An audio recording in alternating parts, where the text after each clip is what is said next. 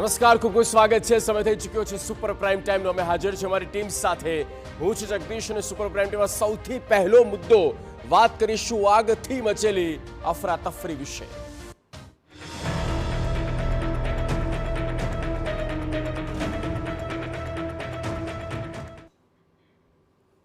તો સમય સૂચકતા, હિંમત અને માનવતાએ અનેકના જીવ બચાવ્યા.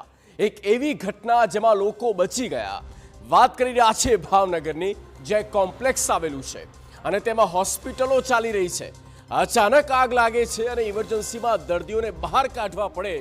મેઇન રસ્તાથી નીકળી શકાય એમ નથી, છતાં પણ ફાયરના જવાનોએ એક-એકના જીવ બચાવ્યા. એ એક્સક્લુઝિવ વિડીયો પણ તમને બતાવીશું કે કેવી રીતે બાળકોને બચાવ્યા. જુઓ, હોસ્પિટલમાં આગ, દર્દીઓનો બચાવ.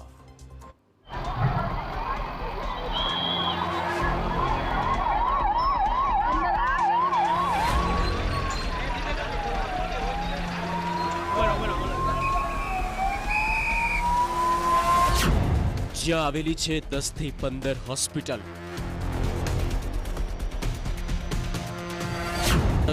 દર્દીઓની સારવાર વચ્ચે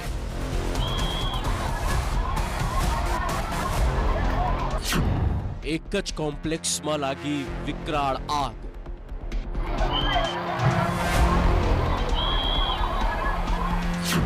પચીસ એમ્બ્યુલન્સ પહોંચી ઘટના સ્થળે.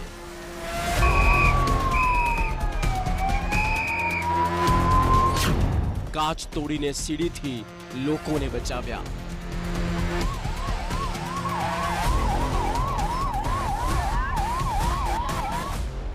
આગની ઘટના બની એક કોમ્પ્લેક્સમાં અને એ જ કોમ્પ્લેક્સમાં છે 10 થી વધુ હોસ્પિટલ્સ. જોત જોતા વિકરાળ બનેલી આગની ગંભીરતા જોતા બ્રિગેડ કોલ જાહેર કર્યો.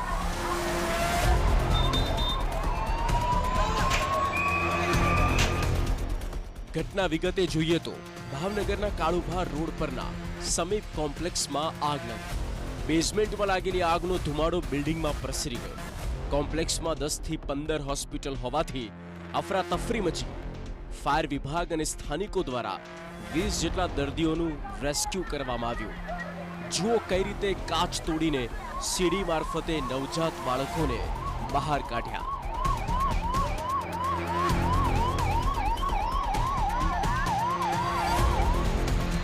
આગની જાણ થતાં 7 મિનિટમાં ફાયરની ટીમ પહોંચી અને તમામને બચાવી લેવામાં આવ્યા છે.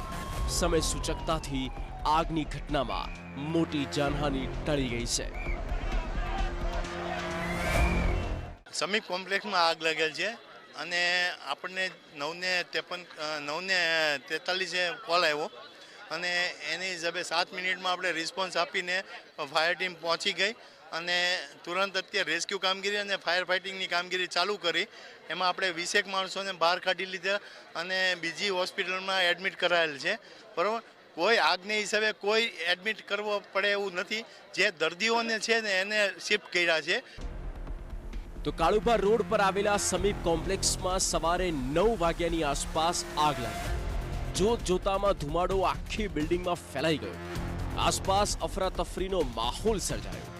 આ ઘટનાની જાણ થતાની સાથે મોટી સંખ્યામાં ફાયર વિભાગ અને એમ્બ્યુલન્સનો કાફલો સ્થળે પહોંચ્યો અને આગ પર કાબુ મેળવવાની સાથે રેસ્ક્યુ ઓપરેશન હાથ ધરી નવજાત બાળકો સહિત 20 જેટલા દર્દી અને તેમના સગાને બહાર કાઢવામાં આવ્યા.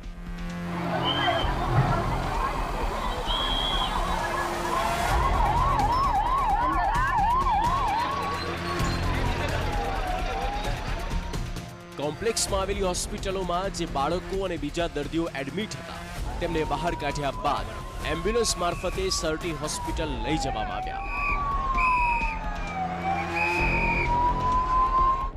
આ દિલધડક રેસ્ક્યુ ઓપરેશનમાં કેટલાક ફાયર કર્મીને સામાન્ય ઈજા પણ પહોંચી, પરંતુ સમય સૂચકતાને કારણે મોટી જાનહાનિ ટળી. ફાયર વિભાગ દ્વારા આગ પર કાબુ મેળવી લેવાયો છે.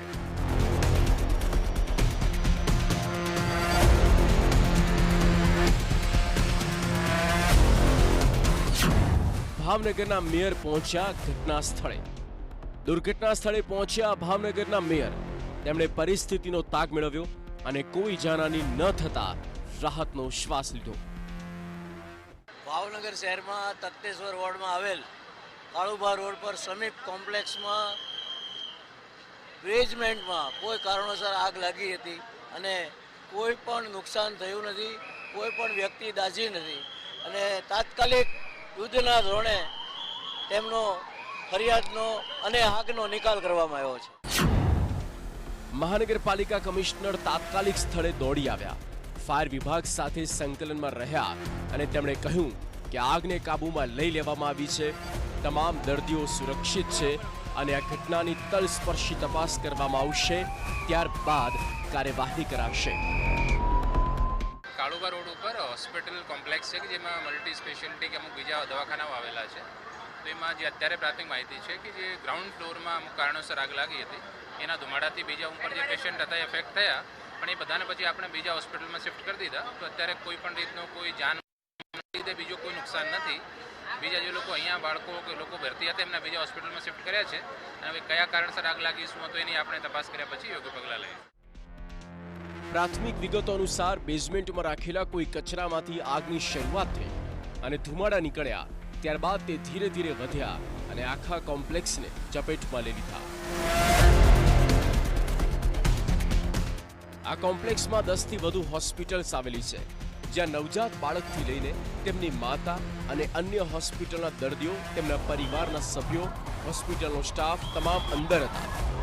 જોકે સમય સૂચકતા અને ત્વરિત એક્શનને કારણે તમામને બચાવી લેવામાં આવ્યા. પણ આ કેસમાં આ આગ લાગી કેવી રીતે, કોની બેદરકારી, કોણે આગ લગાવી, બેઝમેન્ટમાં કોઈ સિક્યુરિટી હતા કે કેમ, આ તમામ સવાલો પણ સળગી રહ્યા છે. હાલ તો આગ કાબૂમાં આવી છે અને કોમ્પ્લેક્સને ખાલી કરવામાં આવ્યું છે, સાથે જ તપાસ પણ કરવામાં આવશે. અજીત ગઢવી, TV9 ભાવનગર.